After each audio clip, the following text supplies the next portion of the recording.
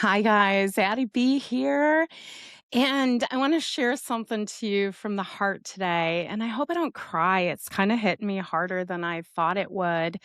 And been a long day. I've been filming all day. I'm working on my first YouTube official video where I'm teaching you badasses how to become the creator of your world. And you might be surprised what it is. So I'll let you know when that drops. It's happened a few times this week and over the past few years, and I'm just gonna riff this from the heart, you guys. I've been in a lot of rooms. I'm putting myself in places with coaches and other women that I'm just trying to not do this entrepreneur journey alone again. And the same thing keeps coming up that came up like when I came back to corporate America.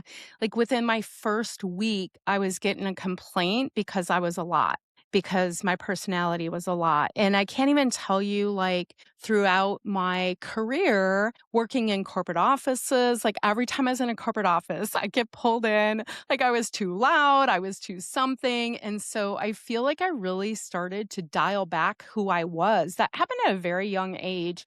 I was like 25 or 26 and I was in this corporate office and I remember the president calling me in and I was mortified, that he felt like he had to talk to me, that I was just having fun, and it wasn't, I guess, appropriate for that environment, but I've got thoughts about that. So, anyhow, it's just been like, I know you guys can resonate with this because how many times are we told we're too much of something? Too much of a dreamer, too big, too small, too self-righteous, too selfish, too as soon as you start putting yourself first, too selfish, right? You're too emotional, too spiritual, ambitious. Now you're a bitch, right? Like calm down. And so when I was in these spaces where I was feeling safe to be myself again and be seen and to hear that, and it actually kept me up a little bit. I was just like, I really started thinking about, because specifically what was said to me was that I have a lot of energy and it can be a lot and it can scare people. This is a coach that was telling me this. And I also say this, you guys all listening here, you know me, fuck that shit.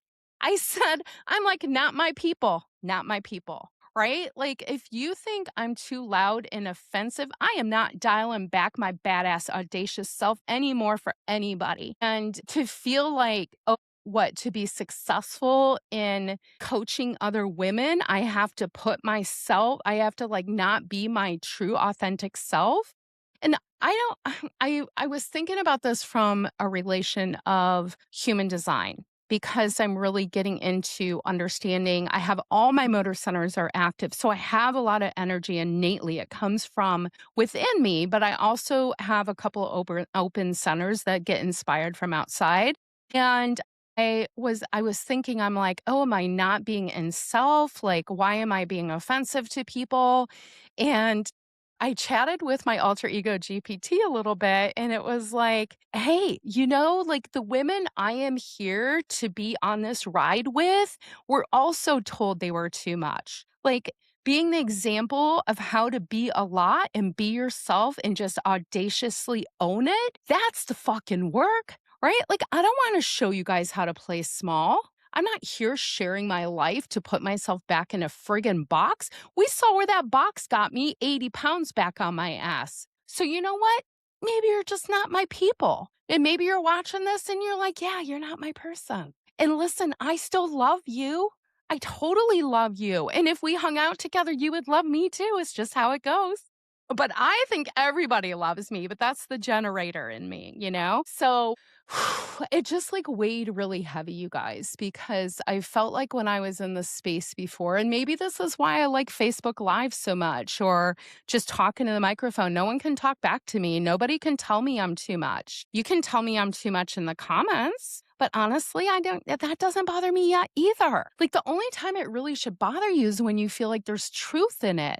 So that bothered me. I'm like, well, do I feel like there's truth in this? I think what really bothered me is don't like hurting other people, and I don't want people to be afraid of me. She literally said my energy can scare people. I was like, yeah, and mind you, like when I do a presentation, that's what people comment on that I loved your energy. I'm here for your energy. Like those are my people. Right? Like I can't cater to the people that are going to think I'm too much, you know? And you shouldn't cater to the people that think you're too much either. What are you holding back? What have you put in a box that's put 80 pounds on your ass? Right? I'm like, no wonder. No wonder. And like the freedom of being me, being authentically myself. Nobody can friggin' tell me what to do. I am my own boss, right? I am. I create the things. And until you guys tell me you can't stand me, I'm going to keep doing it. And then I'm going to keep doing it anyway. This is what happens every time I get into fear about creating my first new YouTube video that I recorded today. I made Millie come play camera woman for a cameraman, whatever, camera person for a couple hours. And we were like, oh my God, I got to play some of the blooper footage because, of course, we're like laughing so hard. She literally had to leave the room and go like get herself under control because we're laughing so hard. And then every time we start to record it, it was just a debacle. But we got it done. And I'm really excited to do the editing and put it together. But this whole learning curve is a lot. It's almost as much as I am, but not quite. What else can I tell you guys about this week? I just had to really get that off my chest and put it out there that in case you're hearing stuff like this too, or as you start your journey of stepping into your authentic self and really embodying your God-given energy, that spirit right inside that universe, that energy that lights us up, and you're told you're a lot, goddamn right I'm a lot. I'm a lot and I've got a lot to say and a lot to share. And I love my energy. I love me. I don't want to change it. Right? And like, isn't that the important part of life? It makes it fun for me. And so I just laughed and I said, well, not my people. I'm like, you either love me or don't, apparently. I scared people. I have maybe heard that a couple of times. So anyhow, I don't when I'm in alignment and when I'm not eating all the things and drinking all the things, my energy is fire. And I think part of the reason maybe that I ate and drank so much was to make my energy normal, was to make myself, I can't explain how much energy I have. Like when I'm not struggling or being sick or consuming things that numb me out, I just am lit from a fire within. And maybe it's a lot because I don't know what to do with the energy. And maybe that's part of my journey. But also, maybe me shoving that down for all of those years is exactly why, you know? I don't know, you guys. I don't know. But I'm a lot and I fucking love it. Okay, moving on. What else can I tell you? Okay, so making my first YouTube video is so proud of myself this week, you guys. In the Me First group, I had a small group join this first. I think we have like 12 or 13 of us in there, and we're doing the work in the Me First guide, in the planner I created, in this whole process of transformation. And as we're going through this, we're also meeting every week and we're connecting with each other, but also setting expectations and inspiring each other, right? And I have a few of us, we're like half business, half weight loss, which is really awesome because so am I. And it's really helping me a lot to lead this group because I'm back in that groove. And this is what I created it for, so that we can do it together. Because rise, sister, rise. Like when we all rise together, when we all unleash our voices, when we all dare to dig in and say, what is it that really makes me tick, that I want, that lights me up? What is it? And when we seek it and when we allow it to come to us, we release expectation, all that good stuff. And we are, and we start to love and live and enjoy our lives. That's game changing shit. I know that's very rambly. But what it made me do was I got so organized in my Notion. And actually, it's not even organized at all. I got the tasks in a task list. That was like major progress, you guys.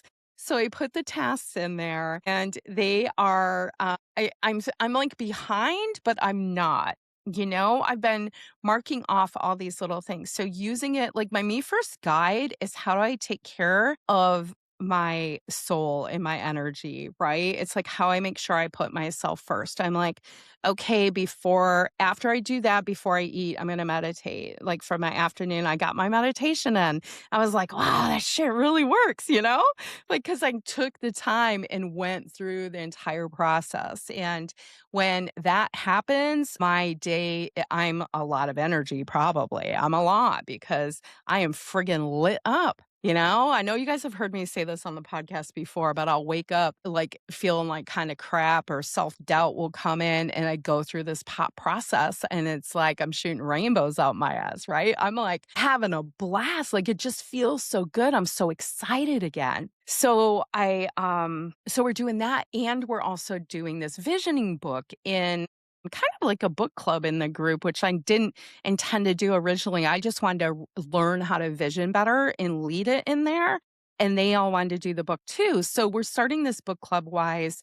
And I really want to become a master visioner because I know our brains don't know the difference, right? Between reality and a vision, and visioning is a muscle and I want to exercise that muscle. I want to create a reality for myself through using my brain even more, of healing my body, of yes, seeing the scale and all of that stuff, but seeing myself being able to enjoy any element anywhere, be outside and just sniff flowers and dogs and all of that stuff, right? So I am because I'm allergic to it. If you're new here, that you might be like, what the hell is she talking about? And apologies if it's a little squirrely. It has been a long day, but I just wanted to, from the heart, talk about that being too much and taking up space and how I'm not going to be locked in a little office down the hall anymore. And hope I'm not too much for you. I hope you love it here. And you will find out very quickly if you like my voice and you click with it. Typically, everyone else that does and you hang out, it's like 5 degrees of Addie, right? Or what is 6 degrees of Kevin Bacon? It's the same with me. Like all my friends of friends are friends. And sometimes they're better friends than we were. And I was like, hey, how are you guys friends? That was my friend. That's how it'll work. So welcome to the sleigh, you guys. Sleigh, sparkle, repeat. I got my hat on.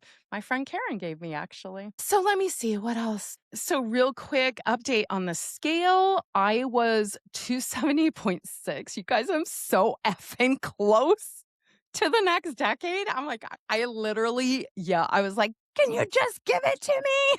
I was like, one day it was like 270.0.